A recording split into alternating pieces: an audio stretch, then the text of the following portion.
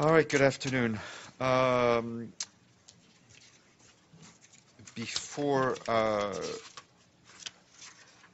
on a second. Before I start, I want to make sure you all know that Brendan Varma, the spokesperson for the incoming President of the General Assembly, it's been a long day, President of the General Assembly is here, and Brendan will brief after me. All right, turning to Bangladesh. Our humanitarian colleagues tell us that the number of Rohingya refugees who have crossed the border from Myanmar into Bangladesh since August 25th have now reached 389,000. In the last 24 hours alone, 10,000 people reportedly crossed into Bangladesh. Combined with those who fled during the last round of violence in Rakhine State last October, it's estimated that some 40% of total Rohingya population living in Rakhine State have now fled into Bangladesh. For its part, UNICEF says that trucks filled with emergency water, sanitation, and hygiene supplies for thousands of Rohingya children heading into Cox's Bazar, with a steady stream of supplies into the pipeline for the coming days and weeks. It's estimated that 60% of Rohingya refugees arriving in Bangladesh are children. The sheer number of refugees has overwhelmed pre-existing refugee camps, with new arrivals seeking shelter anywhere they can find space. UNICEF says that there is an acute shortage of everything, most critically shelter, food, and clean water. It's also helping the government of Bangladesh improving water treatment plants. UNICEF plans to massively scale up its emergency response to the growing number of Rohingya children in Bangladesh and has appealed for more than $7 million to provide emergency support over the next 4 months. And back here this morning, the Security Council discussed the situation in Darfur. The Joint Special Representative Jeremiah Mamabolo said the African Union-U.N. mission in Darfur, UNAMID, has started to phase out its reconfiguration. Phase 1 of its reconfiguration. Since June, the mission has closed 4 team sites in North and East Darfur, and 7 more will be closed by the end of September. After brief clashes in the east and north of Darfur in May and June, the region largely remained calm. However, Mr. Mamabolo noted that the clashes are in themselves a reminder of the need for the commitment of all parties to cease hostilities and take steps towards a permanent and lasting peace. Mr. Mamabolo added that most of the insecurity currently experienced in Darfur can be attributed to tensions originating from the underlying cause of the conflict, exacerbated by the proliferation of arms in the hands of civilians and militia groups. The Security Council also renewed the mandate of the UN mission in Libya and adopted the resolution creating the UN verification mission in Colombia. And the Special Representative and Secretary General in South Sudan, David Shearer, spoke to the press this morning in Juba. He said the number of people displaced in the country has risen to nearly 4 million during the first half of the year. That includes 1.9 million people who have been internally displaced and 2 million who have fled to neighboring countries. The number of people in real need of aid has risen to 7.6 million, he said. He noted the need for the national dialogue to be transparent and genuinely inclusive, and said it was a positive step in the overall pursuit of peace, as well as an opportunity to inject new life into the 2015 peace agreement. However, Mr. Shearer added that for the national dialogue to enable free discussion and bring all parties together, a cessation of hostilities is required. He also mentioned that 11,000 internally displaced people have left the UN's protection of civilian sites around the country since the beginning of the year. While it's good news, he said the UN continues to shelter some 213,000 people.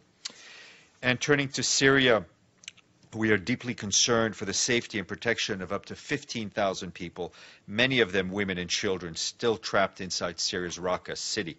The humanitarian situation inside Raqqa remains dire, with a majority of the remaining population reportedly facing deteriorating humanitarian, health, and living as well as security conditions. Since July, 51,000 people in Raqqa have been displaced, including close to 30,000 in the month of August. UN agencies, through their local partners, have continued to provide food and other key items, hygiene kits, nutrition, medical treatment, and vaccination for people in need in at least 58 areas where most of the internally displaced people are concentrated. In the month of August alone, more than 333,000 people have been reached with food assistance, while 250,000 children under 5 were vaccinated against polio in both RAQQA and Deir ez-Zor governorates. And you will see yesterday that Jeff Feltman, the Undersecretary General for Political Affairs, briefed the Security Council on the situation in the Lake Chad Basin. He said that thanks to the coordination among impacted countries, we have witnessed encouraging progress in the fight against Boko Haram. However, while the group's combat capacity has diminished, Boko Haram has changed tactics, increasing the use of suicide attacks. And I want to flag today a partnership between the FAO and Google using high-resolution satellite imagery to assess land degradation in small island developing states. Capo Verde was the first island state to conduct such an assessment, and FAO is working with 30 other countries. More information on the FAO's website. And I have a humanitarian update from our colleagues in the Central African Republic. They tell us that the recent upsurge of violence in the country has caused a 50% increase in the number of internally displaced people this year, bringing the total close to 600,000 across the Central African Republic, mostly in the southeast. Armed fighting is engulfing territories that has been relatively stable, including Baskoto, Mbumu, and Otu-Mbumu. Over the past 12 months, 8 of CAR's 16 provinces have been affected by violence, and nearly 70% of the territory lies in the hands of armed groups. 14 out of the 16 provinces host people in dire need of humanitarian assistance. However, the humanitarian appeal requires $497 million, but is only 30% funded. And a couple of things I want to flag for next week and tomorrow. Tomorrow, the International Day of Peace will be celebrated here. This year's theme is Together for Peace, Respect, Safety, and Dignity for All, and it honors the spirit of the UN's Together campaign. At 9 a.m., per tradition, the Secretary General will ring the Japanese peace bell. The President of the General Assembly, the UN Messenger of Peace, Jane Goodall, will also be there. The Secretary General will then deliver remarks at an annual student conference, which will be held in Conference Room 4, and he will be joined by Jane Goodall and the UN's Youth Envoy. And a new entity of the UN will be established next week as an organ of the General Assembly dedicated to least developing countries, the Technology Bank for LDCs.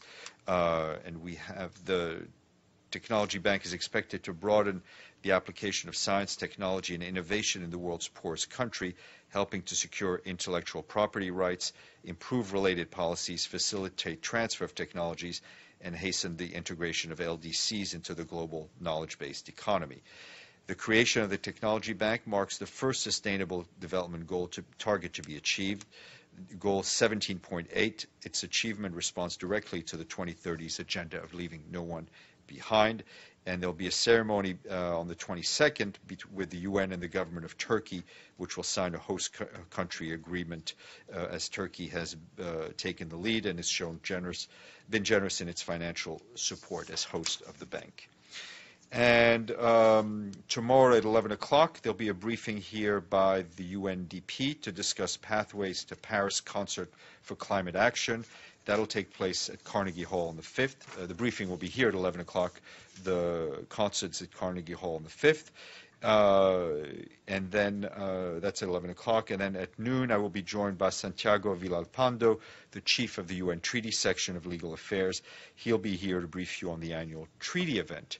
And then, as you know, Fashion Week finished in New York yesterday, but we have our own Fashion Week event. And in the spirit of Fashion Week, our colleagues from the Visitor Center are happy to announce that they have received newly designed uniforms for the UN tour guides from Eli Tahari. And I will, don't just believe me, but I will bring in the tour guides with some, there we go.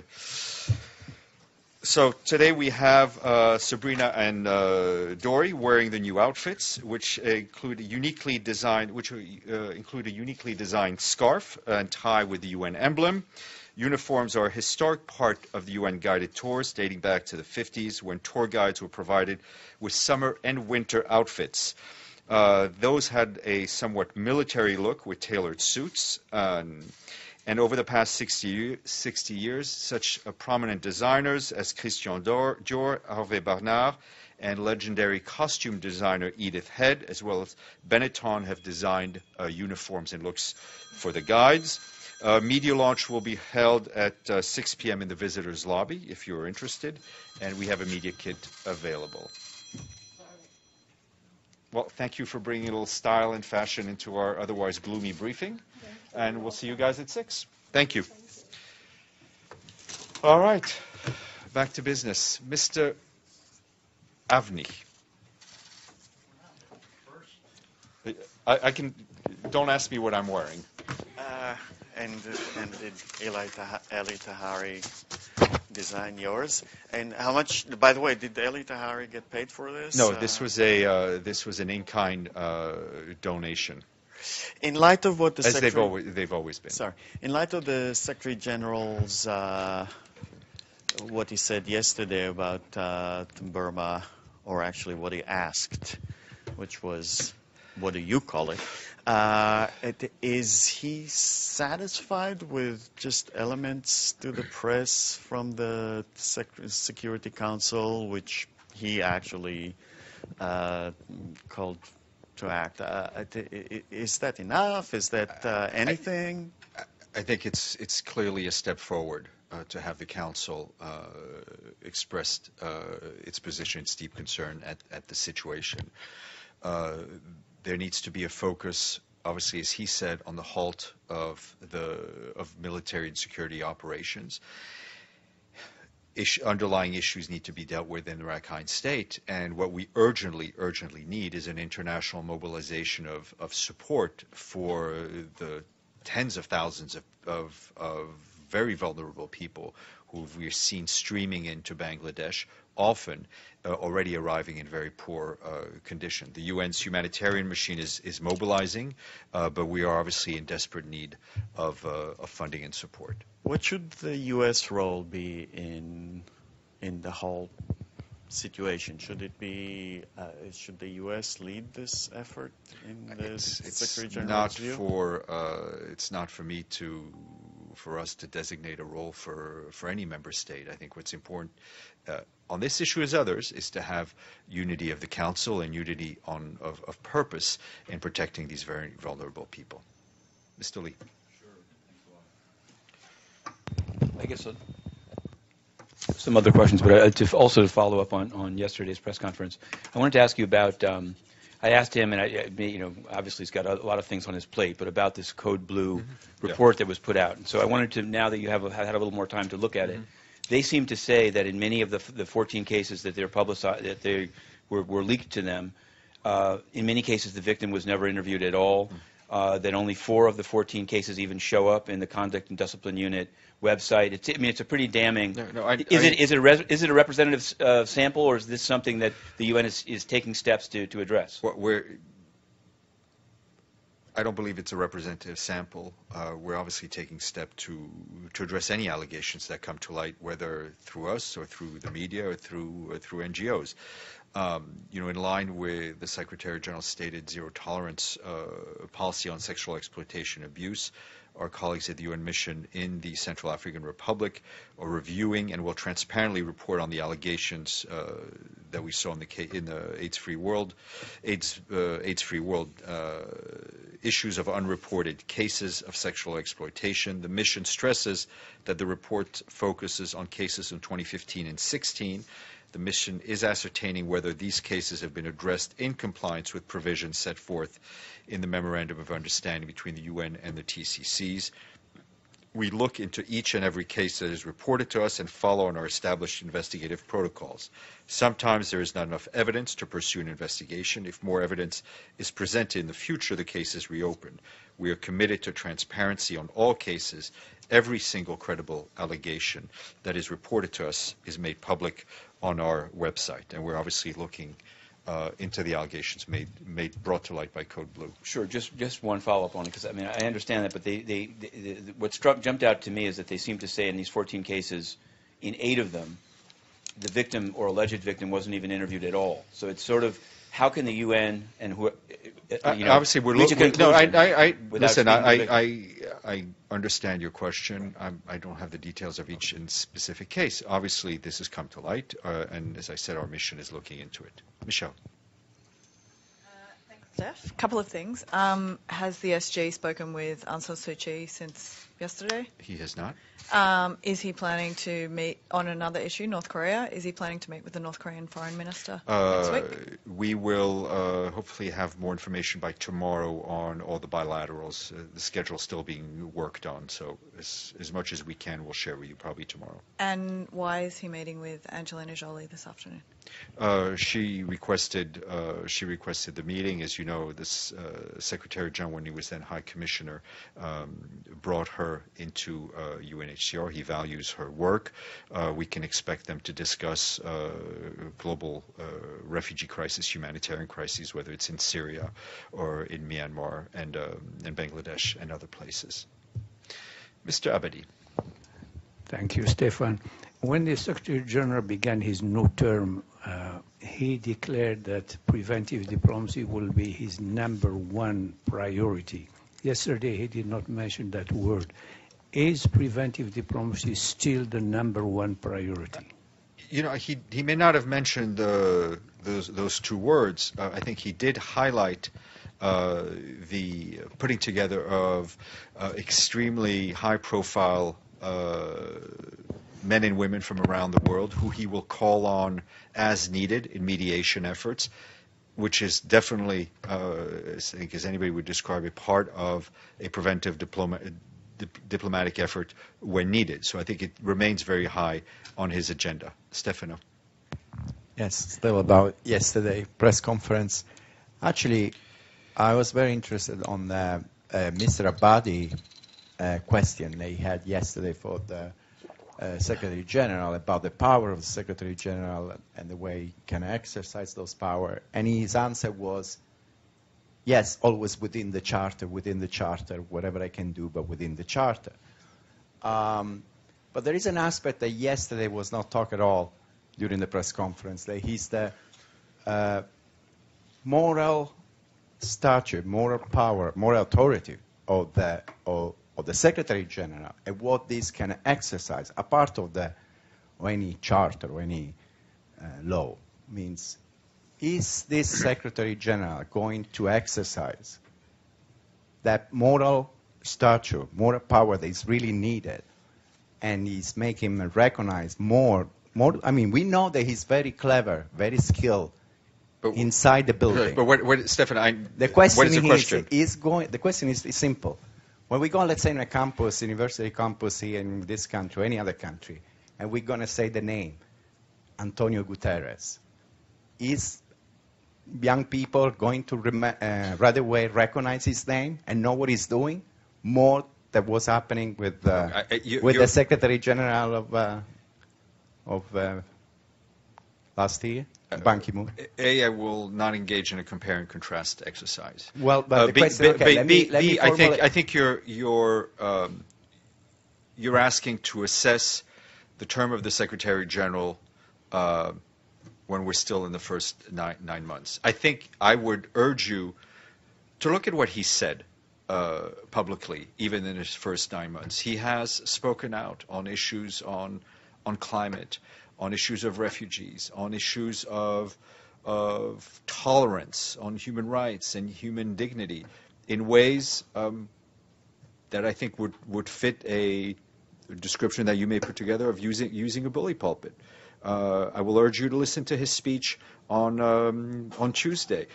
It's up to you to make the analysis and the assessment, but my sense, anybody who thinks that Antonio Guterres will shy away from speaking out on any issue, I think would be wrong on issues that are all included in the Charter, when they deal on human rights, on human dignity, on all these issues. So you'll assess, but I would encourage you to listen. Yes, in the back. Dave Jodh from Quartz. On Myanmar, the message that came out of the Security Council yesterday, you described it as a good first step. Is there concern that by the time the second step and the third step and the fourth step come around, it may be too late, and that the Myanmar military would have pretty much cleared out the Rohingya from northern Rakhine? Listen, it's not for me to judge what the security what may or may not happen. I think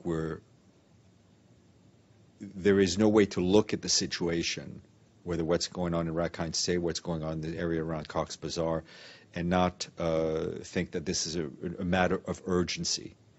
The Secretary General was clear in his call to the authorities in Myanmar, which he has made publicly, which he has made privately, and to the need for the international community to mobilize immediately to help the refugees, the men and the women and the children. I mean, the percentage of children is astounding. All these people that need to be helped now. Yep. Thank you, Stéphane. Do you have a count of the meetings, the bilaterals of the Secretary General during next week, and maybe a breakdown of those meetings? With As I said, we'll hopefully have something to you by tomorrow. Yeah. On Myanmar too, what does the Secretary General? He didn't talk yesterday about whether his feelings are symbolic, the fact that Aung San Suu Kyi not coming next week, and what is she saying to him when he said that he was in more than one time in contact with her in phone calls, but he didn't elaborate on that. You know, I think what the Secretary General said publicly is the basic thrust of what he's been telling her privately. It's up to each and every leader of the 193 member states to decide whether he or she comes to the General Assembly. We obviously would like to see the highest possible representation from every country, but it's their sovereign decision. Yep. Sorry. So yeah. But is he disappointed? I mean, does he see this as a step backwards, or how? I don't think.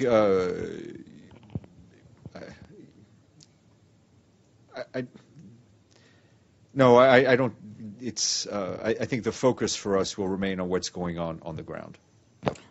On the MONUSCO, according to some civil society organization, DRC civil society organization, there are 2 Indian generals involved into gold mining deal. Two general, the army general. Evolving into Congolese generals? No, from India. I haven't seen those reports. If you share them with me, we'll look into it. Okay. Mr. Lee. Just on Myanmar, I'd asked you about the resident coordinator, and thanks for sending an email that it's still Ms. Lok Desolin. I just wanted to know, because I went back, in June it was said that she was being rotated out, and that the position was being advertised. Did the advertising take place? Where does it stand? When the rotation takes place, we'll let you know. Okay. I wanted to ask you on Burundi. There are 2 things. There's a report of the raid by armed men on the Office of the High Commissioner for Human Rights there, and also the abduction of an opposition leader, Mr. Haba Rugira. So I haven't seen anything, I guess, from the UN side. I mean, I haven't seen the reports of the kidnapping. The abduction will ask. We are aware that the UN's Human Rights Office was broken into in the middle of the night, I think two nights ago. We spoke to our colleagues in Geneva. They're looking into the matter, whether it was a burglary or whether it was something else. Is Mr. Kafando going to be in New York for this General Assembly week? I think he may be. We'll check. Okay. And I wanted to do South Sudan and then something on access. South Sudan, Mr. Shearer did mention this, but there's a place in Upper Nile State called Abu Raq, which they've had to evacuate aid workers. It's under attack. But people there say that there was an unmissed presence in the town from April until June, and then it was pulled out. Is there some? So they're left sort of wondering what. Is that a misassessment? I can check. You can also check with the mission. It's not something that's been reported to me here. Okay. Last question. All right. And the other one, it's interrelated questions on access. I wanted to ask you why it is that during the General Assembly week, passes to travel in the 1B area of the conference building are limited only to resident correspondents. We weren't, supposedly this was attributable to UN security. They didn't come to the background briefing. Can you find that out? And also separately, why would pooling of both the UN reform event and of the Secretary General's state luncheon, why wasn't this publicized, the opportunity to do that to either UN-based media or any? I think those issues you need to raise directly with our colleagues in DPI. I've written to, is Ms. I know, Snail but I think you should. Is she on the job? Because you should. She's I've definitely on the written job, to her. and you have free access without a Well, they've pass said needed. that You it's can not. talk. You can talk to Tal. Yeah. Thank you.